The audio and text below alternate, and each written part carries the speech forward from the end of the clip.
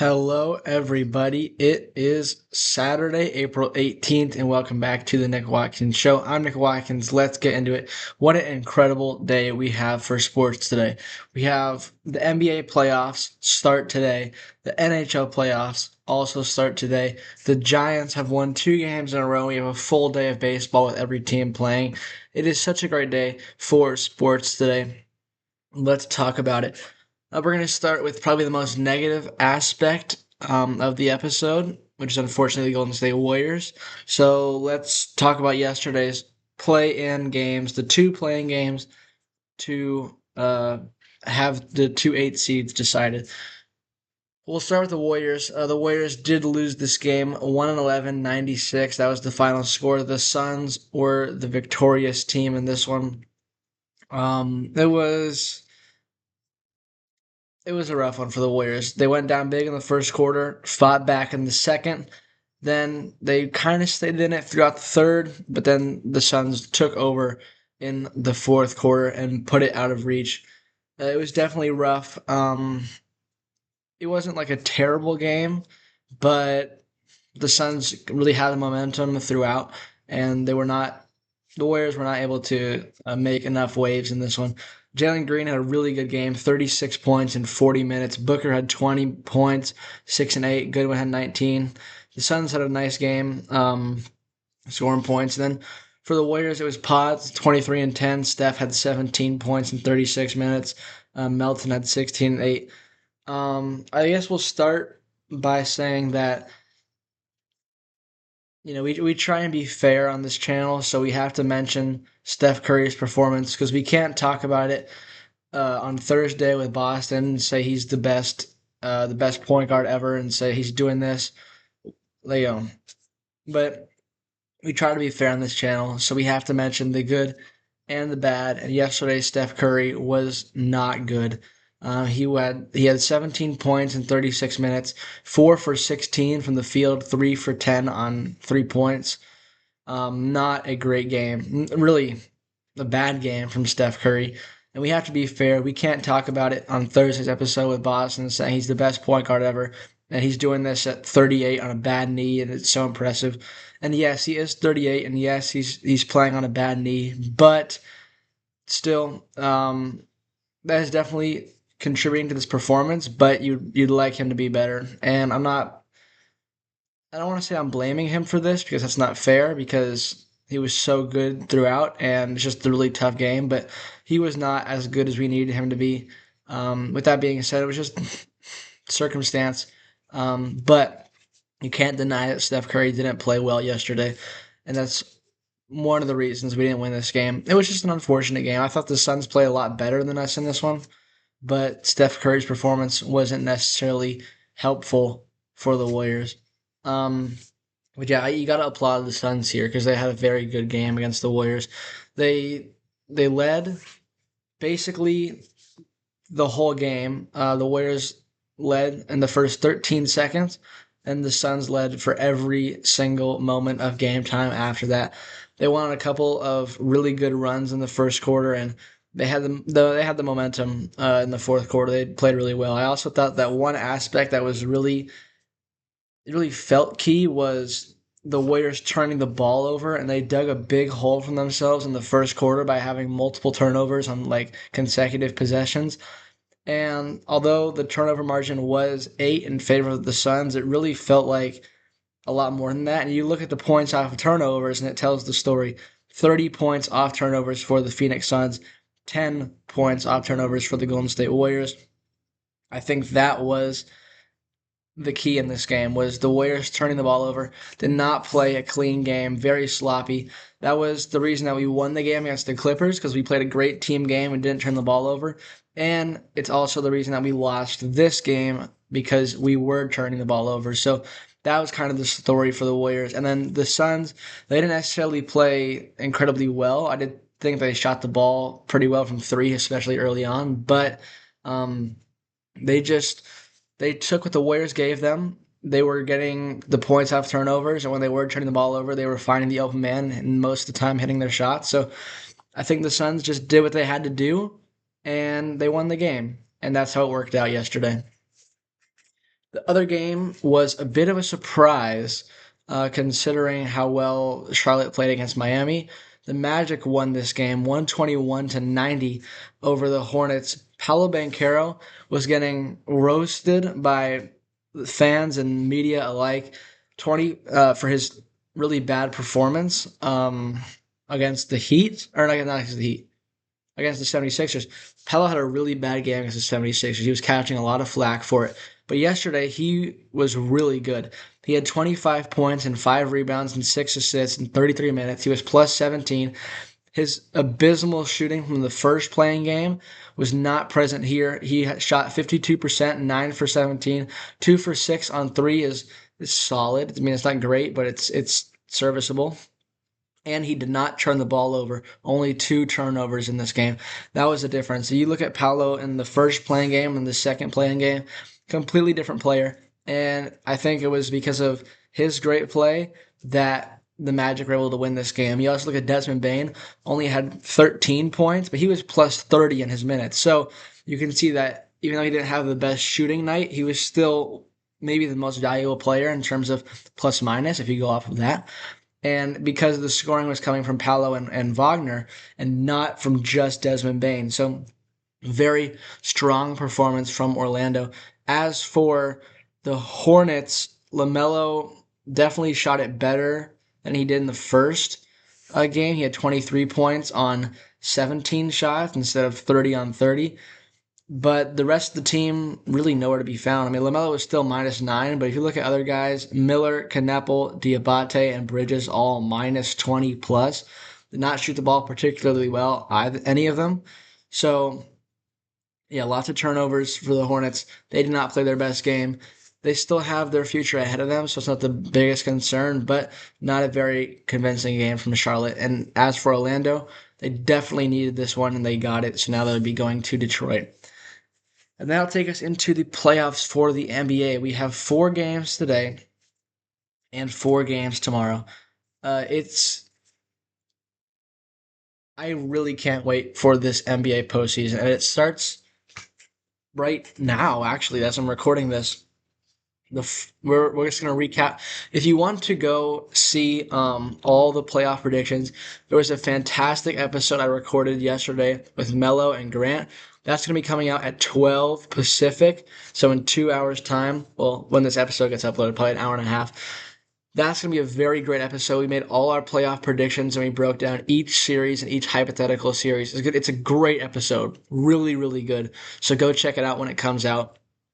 But we are going to, I am going to just give my prediction as to what's going to happen, maybe in this specific game 1. And we'll start with all the games. So the first game is going on is the Raptors and the Cavaliers. The Raptors are the 5 seed. The Cavs are the 4 seed. The Cavs had really high expectations coming into this series. And the Raptors, this was their first year with Ingram on the team making the playoffs. And they had a nice year. We all picked the Cleveland Cavaliers. Actually, I'm not gonna spoil. Well, that you'll see in the episode. We all picked the Cavaliers. Personally, I picked the Cavaliers. I think I said in 6 games. Um, we talked a lot about James Harden and how he's a playoff choker, but we think he's going to be good in this series. And then what Melo was saying was, as for the Raptors, they don't really have a big guy like that. So Mobley and Allen, he's looking for them to have a big series. We should just go watch that episode. It's going to be a great one when it comes out. But as for the specific game, I think Cleveland will take game 1. I'll take them by, I think I'll take them by 9 points. Looking for a big performance from the backcourt specifically in Mitchell and Harden. And like Melo was saying in the episode that will come out, he's looking for a big game, a big series from Allen and specifically Mobley. So I think it's just going to be a nice game from the Cavaliers. They have the experience advantage. So I'll take Cleveland to win game 1. The next game is the most exciting series in the first round, and there's a little wrinkle to it. So the Wolves and the Nuggets are going to face off. This is the most talked about first round matchup. These are 2 teams that are rivals, and every time they play, it's seemingly a close matchup. It's a ton of fun to watch, and they've matched up in the playoffs before, and it's just a question of who's gonna want it more. It's interesting. Anthony Edwards is questionable for this game with a knee injury. If he doesn't play, you almost certainly would take the Nuggets. And I'm gonna take Look, if Ant doesn't play, definitely Nuggets. If he does play, I want to take the Wolves, but because he's questionable, makes me doubt.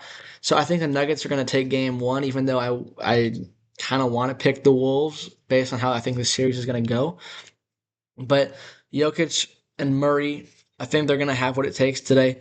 The whole team is really good. We'll also want to see if Aaron Gordon can play like he did in last year's playoffs, which was very, very good for the Nuggets. And then for the Wolves, if Ant doesn't play, it's going to be a question of who's going to step up for them. Is it going to be Randall? Is it going to be Gobert having a game like he did against the Lakers last playoffs? Is it DiVincenzo, who's performed in the playoffs before? Is it somebody else? We're going to see. But I think we know what we're going to get from the Nuggets. It's just a question of are the Wolves going to be able to play well without Ant? And even if Ant does play, is he healthy enough to make his normal impact on the game? So for that reason, I'll be taking the Nuggets in this one. I'll take him by, if Ant plays, by 6. If he doesn't, by like 20, maybe.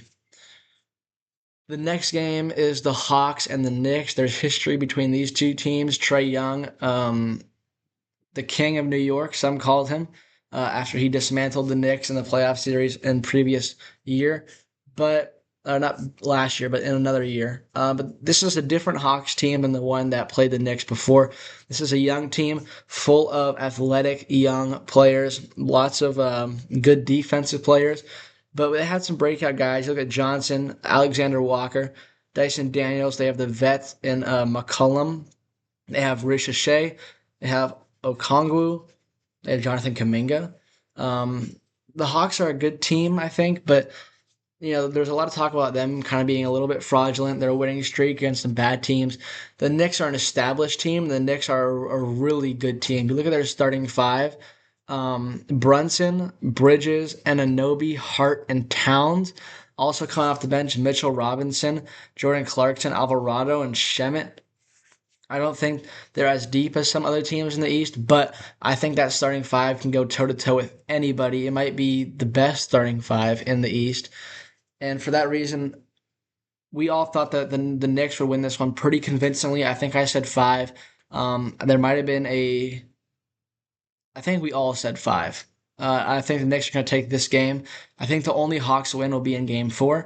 The Knicks will take this one. I'll take them by 10 points in this one. The Hawks, this will be their first kind of playoff game for this group. Actually, I think they might have. Yeah, so they did lose in the play-in last season. So this is kind of their first real. This current core's first test, first playoff game. I don't think they're going to be ready for it. I'm taking the Knicks, and then you have the Rockets and the Lakers. This would have been an incredible matchup if it weren't for the injuries to Doncic and Oblique. But unfortunately, that is reality. I am not high on the Houston Rockets whatsoever. But with that being said, LeBron by himself at this point in his career is not enough to beat the Houston Rockets. He can't do it by himself. The Rockets are just a little bit too good. Kevin Durant is questionable in this for this game. That kind of came out of nowhere. If he doesn't play, I might want to take the Lakers to win game 1. We did say the Lakers would win in, I think we ranged from 4 to 6, but no KD is huge for the Rockets because it's pretty much the reason why we picked them to beat the Lakers to begin with. With that being said, if the Lakers were fully healthy, I'd probably take them by 1,000,000. They're not, though. But if KD doesn't play, that really could change the outcome of the series if it depends on how long he's out for. If it's just one game, then the Rockets should be fine. But if it's multiple games, then that leaves the door open for LeBron and the Lakers to win those games and give themselves a cushion to fall back on in the later stages of the series. So I don't know. If KD plays, I'm definitely taking the Rockets. If KD does not play, that might be a hot take. I'm taking the Lakers to win this game by 1 point today, just because of LeBron and the really inexperience of the other Rockets. Not that they're not experienced, but I think the lack of competence might be the right term there. Those are today's games. Uh, we're just gonna leave it there. We're gonna go to hockey now, but just other matchups. So just for the Eastern Conference, it's gonna be the Pistons and the Magic, the Celtics and the 76ers, the Knicks and the Hawks, the Cavs and the Raptors. For the West, the Thunder and the Suns, the Spurs and the Blazers, the the Nuggets and the Wolves, and the Lakers and the Rockets. It's going to be a great playoffs. So we were talking about it's the common conception, at least between me and the people I talk to, is that this playoffs feels like the type of playoffs that we're going to look back on in a number of years and say, that was a really good playoffs. It feels like the kind of playoffs that it's going to go down as an enjoyable watching experience with great storylines and incredible games. It's going to be a playoffs that we look back on fondly with nostalgia, even if we get to that point. It feels like there are going to be a lot of interesting storylines, a lot of great games. I can't wait for it to happen. I can't wait for all these games to get played and we see who wins and who does what and who gets upset. It's going to be a lot of fun. And regardless of who wins, I don't think we're going to get many letdowns, many uncompetitive series. I am really excited for the 2026 NBA playoffs. So there we go. Let's go to hockey now. No games yesterday because everyone was resting. But it's ironic that the NBA and NHL playoffs start on the exact same day. It's it's like it's my Christmas and my birthday all in one. So, excuse me. The hockey playoff prediction video is out now.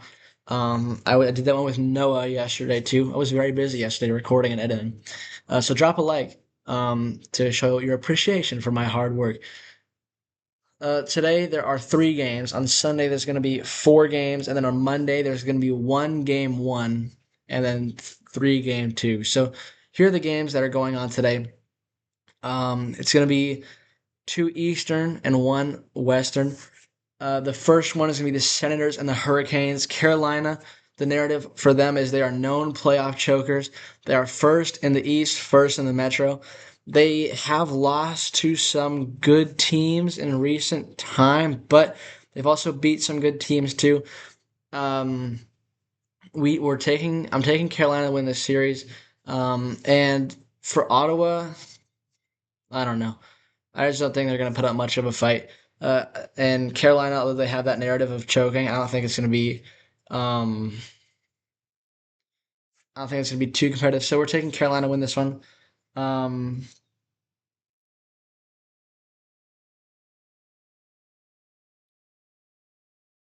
one sec.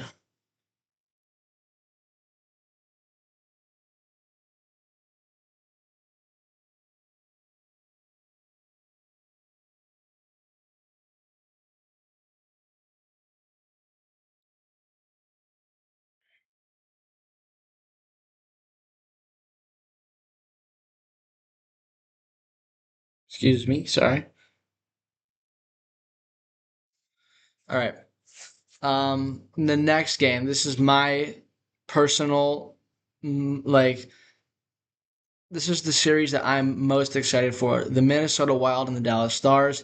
These are 2 extremely good Western Central teams.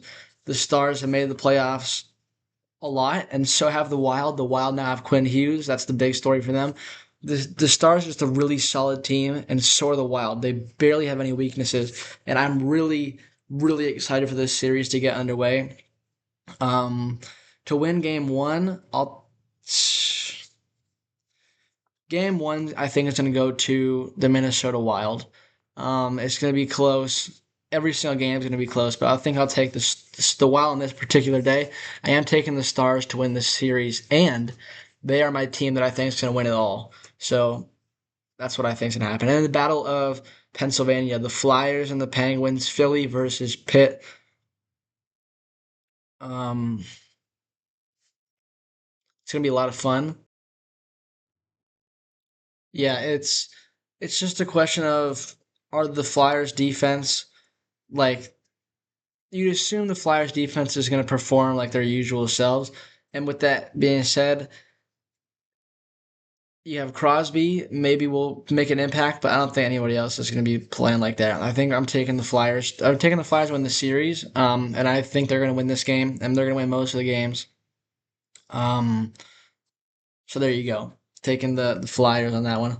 This is how it looks though. On the Eastern Conference, you have the Hurricanes and the Senators. You have the Sabres and the Bruins. That's going to be a lot of fun tomorrow, seeing the Buffalo Sabres in their first playoff game in 15 years. The Canadiens and the Lightning, which is might be the best matchup aside from Wild Stars. The Flyers and the Penguins. And then in the West, you have the Avs and the Kings. You have the Golden Knights and the Mammoth. You have the Wild and the Stars. And you have the Oilers and the Ducks. Go check out the episode from yesterday. It was a lot of fun to record, and we made some good points, and you'll see my full predictions there. All right, let's move on to baseball. Yesterday, the San Francisco Giants won 10-5 against the Washington Nationals. The Giants had 10 runs on 15 hits. And they had one error. The Nationals had 5 runs on 8 hits. Um, I'm not I don't like how many runs we gave up. We gave up 5 runs yesterday. Let's restart that. For the Giants 10-5 win, I don't like how many runs we gave up, which is 5, but I love how many runs we scored, which was 10. That's the kind of offensive output that we've been waiting for, we've been hoping for, and we've expected to see since spring training when the offense was getting hyped up. 10 runs on 15 hits, also sprinkling in 3 walks. But, dude, 3 home runs in this game was huge. And who it came from as well. Ramos hit a 3-run home run, a 416-foot bomb, his first of the year. That's huge for him because he was getting, a lot of flack for his performance offensively. Maybe this will spark something. Drew Gilbert gets his first homer of the year, and then Casey Schmidt gets another homer, his second. And I really, really liked this offensive game from the Giants yesterday. Everybody was hitting. Every single player in the lineup had at least one hit. Adames, Arias, Chapman, Schmidt, and Susak all had multiple hits. And then Devers, Ramos, Lee, and Gilbert all had one hit, all of them contributing. Dude, I was super, super, super happy with this offensive game from the Giants yesterday. And I think we'll leave it there. We'll leave it there for the Giants. As for the pitching, I wasn't I'm not over the moon about it. I definitely thought that the game against the Reds was maybe the best pitching performance we've had all season from the combined starting and relief effort. As for Webby, 6 innings, 4 runs, all earned, 7 hits and 2 walks, struck out 6, gave up a home run. It's still not his best start. He has yet to make a dominant Logan Webb start, but the consistent thing about Logan Webb, and it's been for all of his starts this year, is that he still doesn't have his greatest stuff, yet he is battling through it, and he's putting his team in a position to win time in and time out. After that first rough start against the Yankees, he still hasn't had his best stuff, but every single time he's given the Giants a chance to win. Even though he gave up 4 earned runs, we still won the game, and we won it by 5 runs, so it's good for the offense to get him that run support. But when he goes out there with a high pitch count in the later innings and he manages to get through it and get you more and more innings, like he had a lot of pitches after the 4th inning, and I thought he might not be able to go to 6. He threw 6 innings. He got through 6 innings. I was very impressed with that. The fact that he was able to bear down at certain points in the game and dig in and not allow too many runs to score when there was definite traffic. Love this outing from Logan Webb. As for the bullpen, it's not our A guys, our A tier guys. Gage did give up a homer, but other than that, that was the only hit the bullpen allowed. Um, so that was good that when we're winning the game by a lot, we can put in guys that won't allow the other team to get back in it. So I like that from the bullpen. But for the pitching performance, um, still haven't seen Logan Webb's best, yet he is still giving his team a chance to win, and he got the win in this one to go to 2-2 on the year. So good start from Logan in that regard. And then let's talk about a big picture thing. there was a lot of talk that the Reds incident, the fight after the game, the benches clearing, would spark something on the Giants. And this is the first game after that. And based on what we saw yesterday in this game against the Nationals, although it is just one game and you don't want to overreact, it looks like that incident sparked something in this team. It looks like the Giants finally have that chip on their shoulder. They have that edge to play with. They have something to fight for. And they came together as a team, united around sticking up for their guys and just playing together and just really having a good team effort in this game. I think that the Reds incident sparked something and that the team is now united, working towards this common goal of trying to prove everybody wrong and make the other team not like them and afraid to play the San Francisco Giants. From just this game, the one game after the incident, it looks that way. And if that is the case, if that is true, and we're going to be seeing more results like this, that is very positive, very good news to hear because we have been scuffling heavily in the first month of the year, a very tough month, definitely, and it's still not over. We have more games to go against top tier teams. But if we are united now and playing together, playing as a team and working towards this common goal and united, then we're going to fare a lot better, win or loss. I think it's going to be competitive games from here on out. And if the offense, especially, can wake up like that, where everybody gets a hit and everybody is involved in an RBI or a run, dude, that's good news. That's great news for the San Francisco Giants. All right, let's talk about some other games from around the league, and then we'll wrap it up. The Cubs beat the Mets 12-4. Cabrera got the win. He went 6 strong innings. Senga got the loss. The Orioles beat the Guardians 6-4. Winning pitcher was Garcia. Losing pitcher was Sobrowski. The save went to Hell's Bells, Ryan Helsley. The Braves beat the Phillies 9-0. Perez got the win, 6 shutout. Walker got the loss. He got shelled kind of again. Suarez got the save. The Pirates beat the Rays 5-1. Winning pitcher was Bubba Chandler. Losing pitcher was Nick Martinez. Yankees beat the Royals 4-2. Winning pitcher was Doval. Losing pitcher was Lange. And the save went to David Bednar. Um, the Brewers beat the Marlins 7-5. Winning pitcher was Uribe. Losing pitcher was Fauché. And the save went to McGill. The Red Sox walked off the Tigers in extra innings. Yoshida 1-0 final. Whitlock got the win after Ranger Suarez went 8 shutout. The Tigers' losing pitcher was Will Vest after Casey Mize went 6 2/3 shutout. Great game from the starters, and then it was a 1-0 win. The Cardinals beat the Astros 9-4. Winning pitcher was Lehigh. I gotta figure out how to pronounce his name. Lambert got the loss. The Reds beat the Twins 2-1, and Williamson got the win. The loss went to Ryan, and the save went to Pagan, his 6th.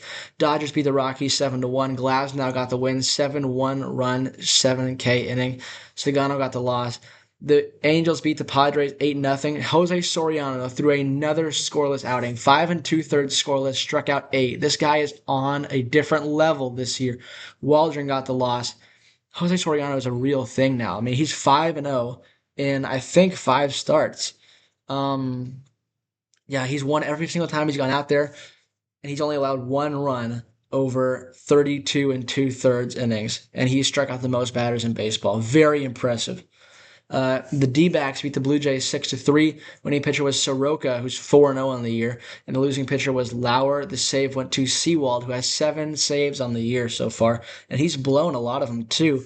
Um, he's he's blown 2 saves, and he has 7 of them. So the D-backs are playing in close games. The White Sox beat the Athletics 9-2. Munetaka Murakami hit an absolute bomb. The Southside Samurai had a grand slam in this game. It says 431. I think it was a lot further than that. There's no way it went 431. It went over the batter's eye in Sacramento. It was incredible. Davis Martin went 7-1 run. He's looking like a strong pitcher in terms of innings. Savali got the loss. Martin got the win. The Rangers shut out the Mariners 5-0. DeGrom went 4 innings. He may have gotten hurt. No, it's just the pitch count was really high. He went 4 innings, no decision. Collier got the win. The loss went to Gilbert, and the Giants beat the Nats 10-5. Here are the games going on today. We have the Royals and the Yankees. It's going to be Cameron versus Warren. The Reds and the Twins. It's going to be Abbott versus. Oh, let me update my fantasy team real quick. Because I have Andrew Abbott on my fantasy team. So that's how I got reminded. Thank goodness I did see that, or else I could have been in trouble. Um, how am I losing? What happened? Austin Riley had an 11-point game yesterday. Bubba Chandler had a 17-point game yesterday. Okay, that's how. I had a whole lot of zeros from my team, and he had a wow. He put up a ton of points yesterday. All right, time to get those points back. Um, I got Scooble and Abbott and Eovaldi on the mound today. So we're looking good there. Abbott for the Reds, Bradley for the Twins. For the Mets and the Cubs, it's going to be Peralta versus Tyone. For the Rays and the Pirates, Rasmussen versus Paul Skeens. The White Sox and the A's, it's going to be Fetty versus Severino. Brewers and Marlins, Woodruff versus Alcantara. The Tigers and the Red Sox, Scooble versus Bayo. The Orioles and the Guardians, Kramer versus Williams. The Cardinals and the Astros, Payante versus McCullers. Rangers, Mariners, Eovaldi versus Kirby. Braves, Phillies, going to be Sale and Sanchez. What a pitching matchup. The Dodgers and the Rockies, Sheehan versus Feltner. The Blue Jays and the D-backs, Scherzer versus Gallen. The Padres start Marquez against Kikuchi for the Halos. And the Giants looking to gain another game here in the Washington Nationals. Hauser for the Giants, Cavalli for the Nationals. Hauser, he's had he got some tough luck in his first two starts where he was good, but the defense let him down in the first one and his bullpen let him down in the second one. As for the third start of the year, he wasn't good. We're looking for a good start from him. It's going to be tough because the Nationals are a really good offensive team. Actually, they're top five in most major categories, eighth in homers. So they are a good team offensively, but we just got to like also have a good offensive game in this one because you're not going to like you're probably not going to shut down the Washington Nationals pitching wise. I mean, if Webb couldn't do it, then I doubt Hauser will be able to. But their pitching staff isn't the strongest, and we're looking for a great offensive game again. That's kind of how we're going to have to beat the Nationals in this whole series. We did it yesterday. We're going to have to do it today and tomorrow by outscoring them, getting a ton of runs, and just getting more and more and more. Don't let your foot off the gas pedal. Homers and walks, looking for those, looking for extra base hits. Looking for a strong game from the Giants offense today. And if Hauser can limit it to 5 runs or maybe even 4 or less than that, then we're in a good spot for that. So we're looking forward for the Giants today. It's going to be a great day for sports. I really feel like I haven't talked too much or made too many points, but we're still at 33 minutes. So, I mean, maybe that's a good thing. I don't know. If you're still here, thank you for watching. Drop a comment, leave a like, subscribe, do all that good stuff with notifications on. Check out the new video that's coming out at 12. It's going to be a banger, and I thank you for watching this episode. I will see you tomorrow.